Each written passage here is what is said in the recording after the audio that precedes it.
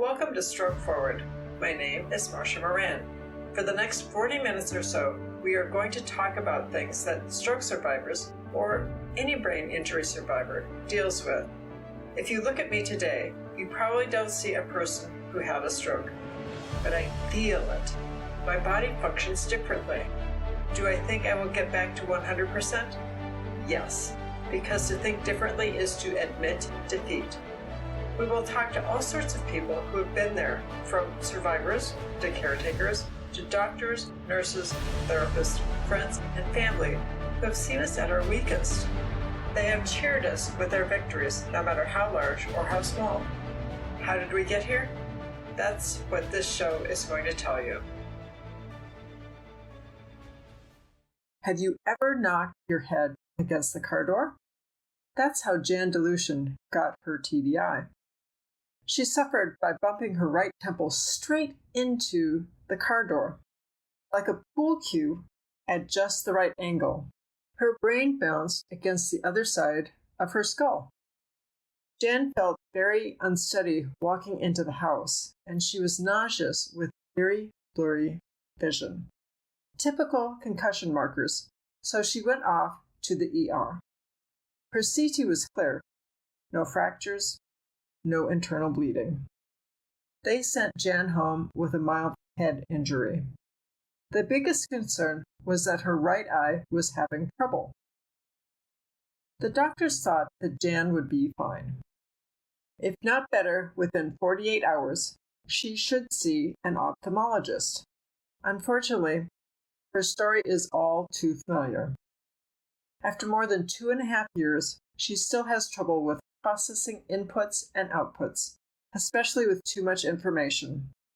Decision-making with lots of variables quickly locks up her motherboard, so to speak. Prioritizing falls into the same area.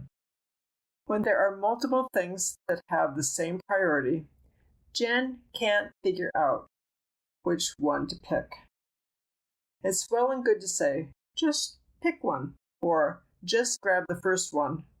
But Jan thinks, but which hand do I use?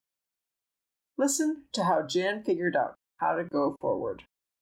So I'm interested in introducing Jan DeLucien today. How are you doing, Jan? I'm doing okay. It's been a long day. My brain's a little tired, but I'm okay.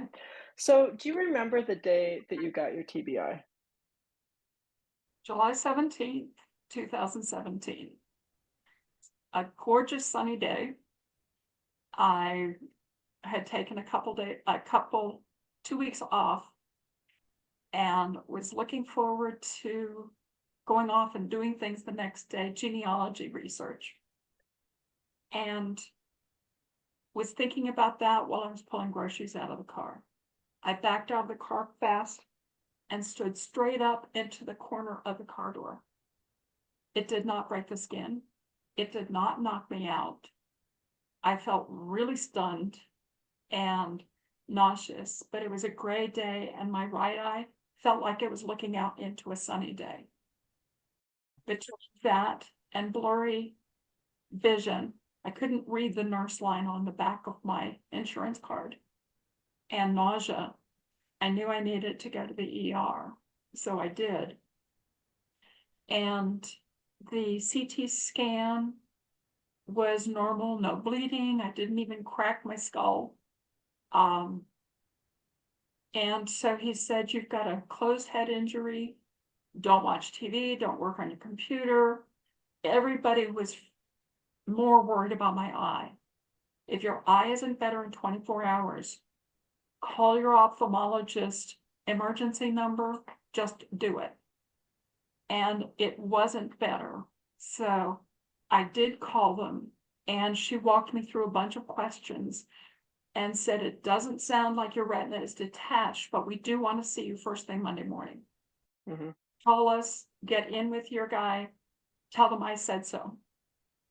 And I saw him the next day.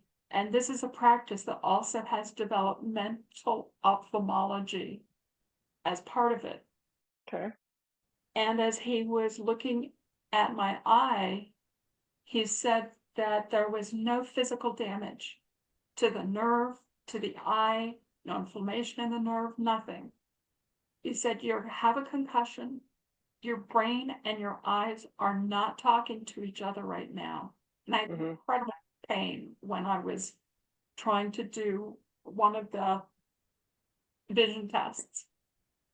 And he said, even that's not showing a neurological impact. You have a full field of vision instead of a shortened one. But you need to go back to the doctor and get the diagnosis of concussion, because he knew how important it was. I didn't yet. And he said it could take several months before it's better. And then you're back to normal. And I'm like, yeah, no, not for me. I can fix anything, but you know how that goes. Sure you can. And went back to the ER, and the same doctor was on, and he went ahead and he, looked, everything was still normal from a CT scan perspective. But he said, but he went ahead and did the diagnosis of concussion. From a physical standpoint, you look fine then. Right. And But I was having some trouble with speaking. And I've had 9 TBIs since. Wow. With TBIs being defined as changes to your cognitive processing or physical changes of some sort. Bumped my head many times. Everybody bumps their head. Right. But only if there are changes do they count. And some of these times when I hit my head had significant impacts on my cognitive skills. One of them, I fell back, I bounced against a windowsill, and hard enough that I bounced up into the side of the window as well. And I lost driving, and I further lost decision making. My decision making got worse at that point. So have you been diagnosed with PTSD? No, because there's been no trauma. I mean, it's not like I wasn't in an accident or whatever. It was just my own stupidity. Moving too fast, not stupidity, but I have never learned how to go slow, ever in my life. I'm working on learning that. Understood. So what happened later? Can you tell me how you got through it? Are you healed? What's going on? First of all, no, I am not healed. Yeah. But I am a lot better than I was before. My biggest trouble was a level of aphasia, and I didn't know what aphasia was then. Where trying to put sentences together, I would end up sometimes trying to figure out what I was trying to say, generally when people were asking me questions. And my logic had gone away, so I couldn't work anymore, which was probably the biggest emotional impact for me, because my life had been built on achievements. I'm 66, and in my era, your job was important because it essentially defined you. Yeah. And everything was achievement oriented, goals. How many hours did you work? Wow, you're here all the time, and look how much you're doing, and all of that was gone. I had been working 2 weeks before, was taking a break between 2 contracts, slept the first 2 weeks. It had been such a crazy time. And then I hit my head, and everything else was gone. And I kept figuring it'll go away. I did all the online research, which said, take it easy, the back to school piece, let them come back slowly. So I knew that I could fix it myself. And it took about 6 months before I realized I couldn't. Yeah. So how did that make you feel? I thought it was because I wasn't shutting down and resting it completely. I was thinking, so there were always some kind of crises life where I couldn't keep things planned and rested. Trying to tell him that he couldn't have a checkbook anymore. Things like that. So every time I turned around, I'm trying to plan a rest period, but I'm having to respond to him on something. So I assumed that's what it was. We finally had a girlfriend come over to handle all that stuff so I could completely shut down my brain for a week, figuring that will solve it, or it'll be a data point. It didn't work. So I made an appointment with a neurologist, and that was unsuccessful. I had documented, when I do this, I get nauseous. When I do this, my head hurts. I mean, I am hyper aware. So I had it all broken down. What I didn't realize, and he apparently wasn't aware enough to realize, is I have spatial issues which cause the nausea, and I have cognitive issues which cause the pain. And he said, oh, well, it's stress and anxiety, and because you don't have a job. I had made the mistake of saying, I think it's time for me to look at disability. And he apparently took that all over, and occasionally I would start to burst into tears, which is actually one of my symptoms. When I get loaded, I start crying. Not necessarily emotional frustration, although sometimes that's a piece of it, just literally would just start crying. So he told me to go see my psychiatrist, get on medication. I was already seeing a psychiatrist from a long-standing with chronic depression all my life. So I've always been on medication. And I was talking to him, and he's like, no, this isn't that. This is a concussion. I made him give me an MRI and rehab by telling him, okay, write down why I don't need these 2 treatments. And of course, any doctor, when you ask them to put it in writing, will say, okay, fine, I'll do it. And, right. So we got the MRI, and I started vestibular at Nova, and the gal was fantastic. She helped me understand about not pushing too hard, find a limit, don't go over it.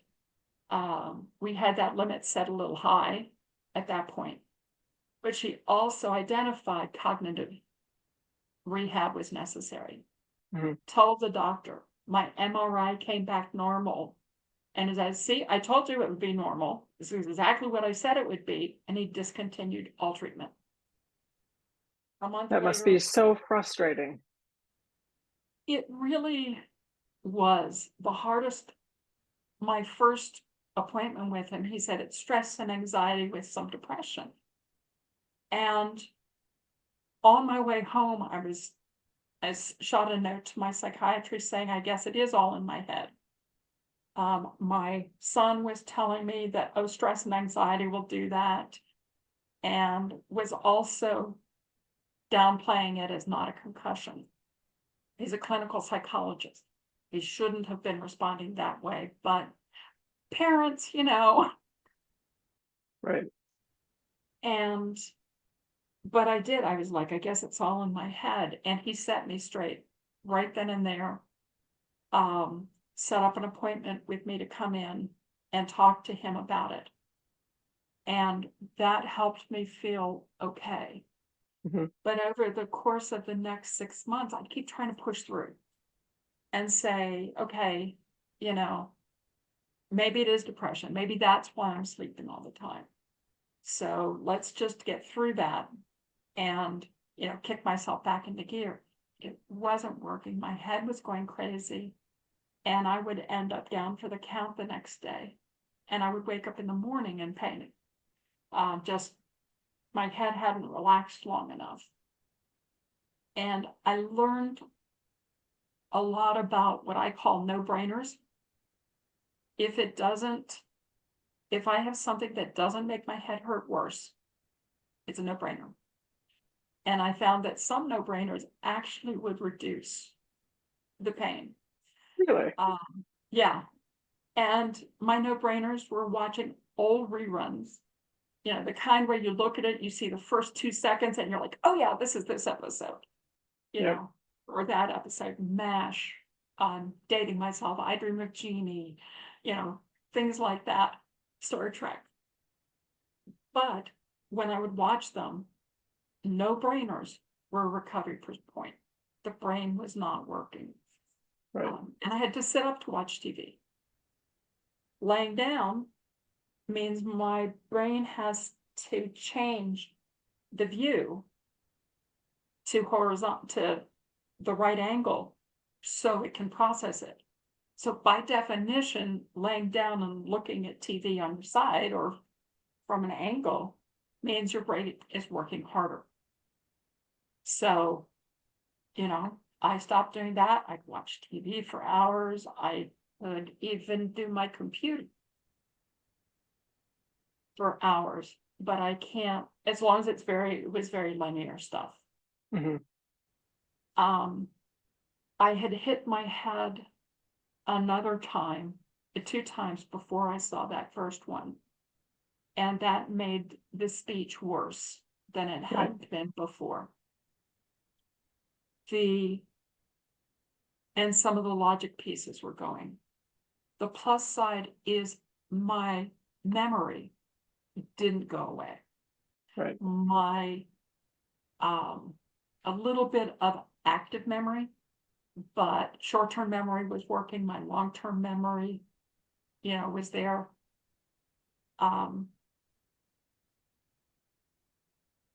Because if it weren't for that, I wouldn't be able to live by myself. Right.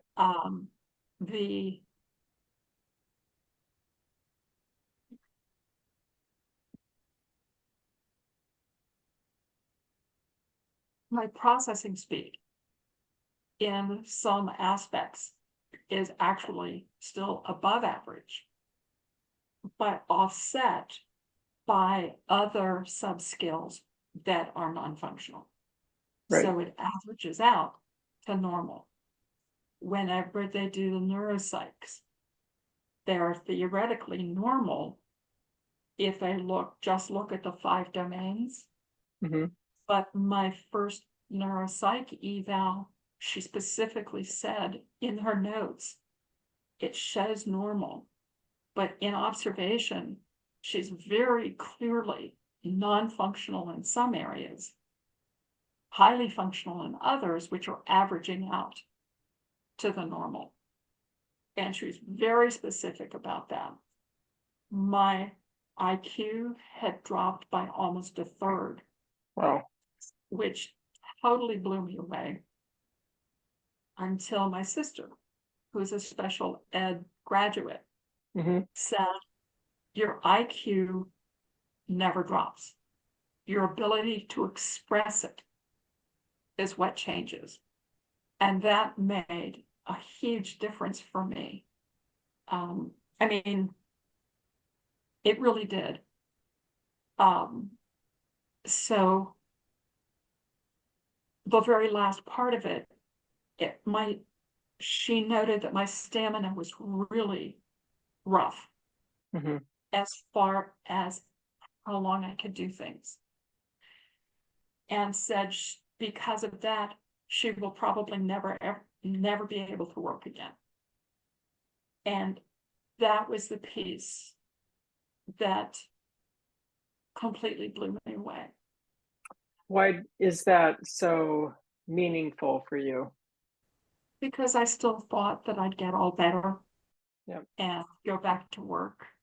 I believe that when you're 40 or older and have a concussion with potentially lasting effects, it affects you a lot differently, because when you're in your 20s, early 30s, it's easier to change careers and go do something else. Decide, okay, well, I got my degree in this, but you know what? I really like doing this, and I'm going to go back to school and go do this.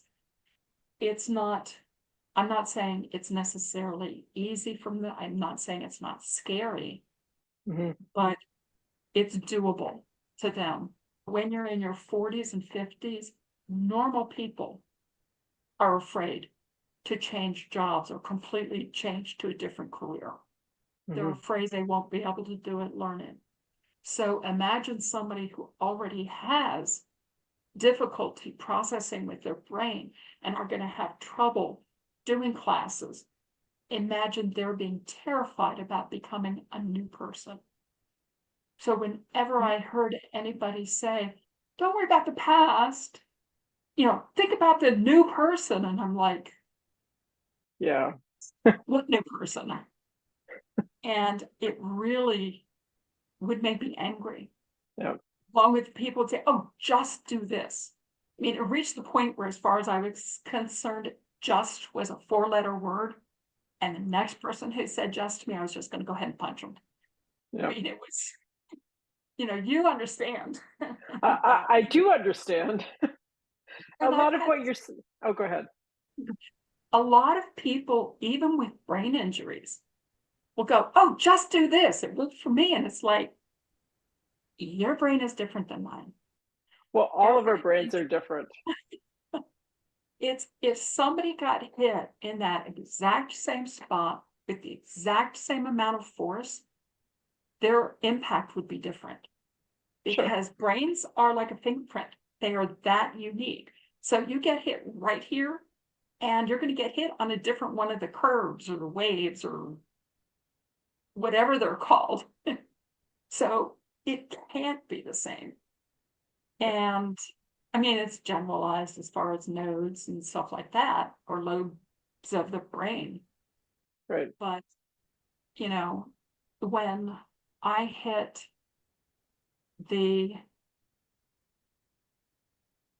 every 5 years, I have a reminder that tells me, update your living will. And it showed up for my birthday that May. I was 60. And so I pulled out my living will to update, the phone numbers and all that stuff for people. And the 3 criteria for not pulling the plug were, as long as I can communicate, Right. and be creative, Yeah. and reason, don't pull the plug. The assumption that you can do all those with there are alternate methods of communication. And I couldn't do any of those.